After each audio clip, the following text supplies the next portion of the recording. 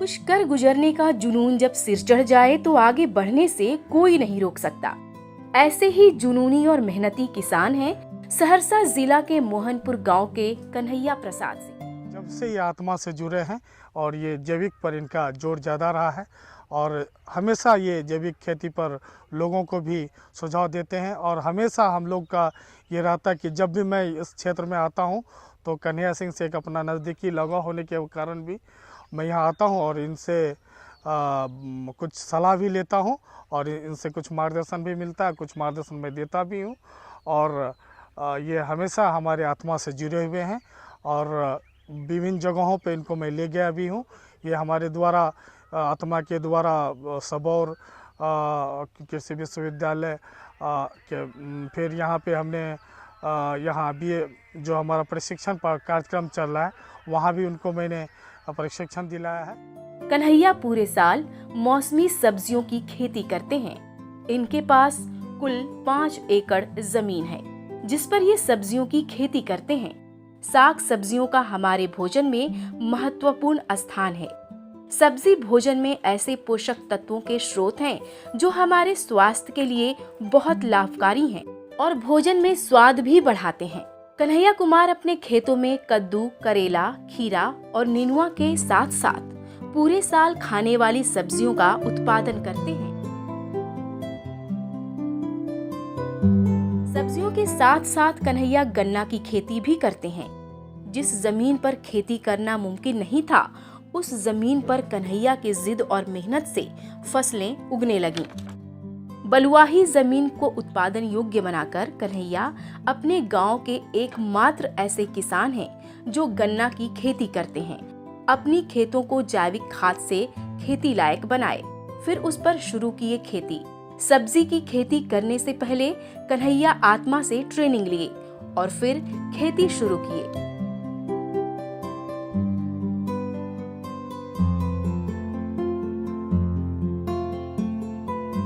कन्हैया के खेत में इनके साथ और महिलाएं भी काम करती हैं। 1 एकड़ में खीरा का खेती कर रहे हैं।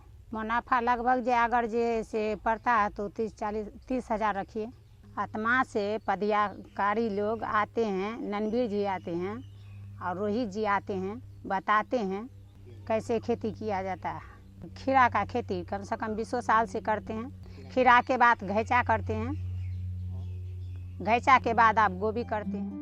कन्हैया सब्जियों का उत्पादन जैविक खाद से करते हैं। जैविक तरीके से सब्जी उत्पादन करने से जमीन की नमी तो बरकरार रहती ही है, साथ ही साथ सब्जियों में भरपूर पोषक तत्व भी मौजूद रहता है।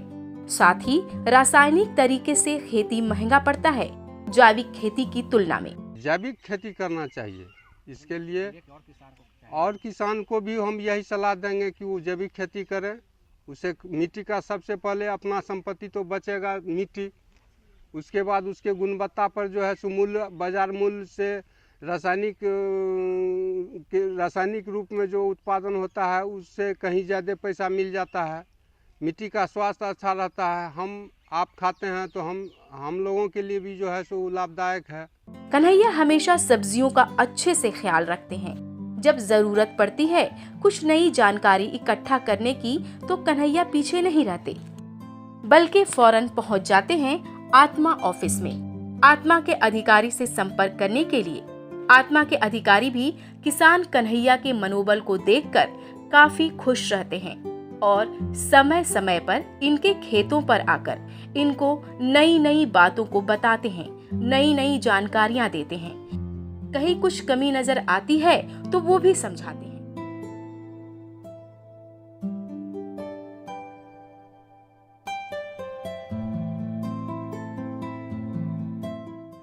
आत्मा से सहयोग मिलता है कि कब किस फसल में कौन सा कठिनाई आता है, कीट व्याधि, इसकी जानकारी भी ले लेते हैं और समय समय पर जब जो दिक्कत होता है तो वहाँ से स्टाफ आते हैं, देखभाल कर देते हैं, दिक्कत बता देते हैं। वहाँ से आते हैं रणवीर जी हैं, ATM हैं, रोहित जी हैं। इन लोगों से जो है सो अपना जो जब जैसा समस्या रहा उनसे जो है सो संपर्क बना के अपना हल कर लेते हैं। हम जैविक मुख्य रूप से करते हैं। क्या फ़ायदा है जैविक? जैविक में है जो है मिट्टी का, सबसे पहले तो मिट्टी का स्वास्थ्य अच्छा रहता है। उसके बाद उस फसल के फल फूल में रासायनिक के अपेक्षा उसमें ज़्यादा गुणवत्ता रहता है। उसका शाइनिंग, उसका क्या नाम है, स्वास्थ्य के लिए जो है सो रासायनिक के अपेक्षा ये कहीं अच्छा रहता है। खर्च भी जो है सो रासायनिक के अपेक्षा इसमें कुछ कम पड़ता है। और फल फूल जो है स्वास्थ्य के लिए, खाने के लिए जो है सो जो लाभदायक होता है, जो रासायनिक प्रतिकूल प्रभाव डालता है। कन्हैया 20 साल से खीरे की खेती करते आ रहे हैं और हमेशा नए नए तरीके से खेती करते रहते हैं। सब्जी की खेती से कन्हैया सालाना 4 से 5 लाख रुपए कमा लेते हैं। सब्जी की अच्छी पैदावार हो, इसके लिए कन्हैया खूब मेहनत करते हैं, जिससे सब्जियों की पैदावार खूब बढ़े और कमाई भी पहले से ज्यादा हो। अपने खेतों में सब्जियों को देखकर कन्हैया खूब खुश होते हैं और इनका मनोबल भी बढ़ता है।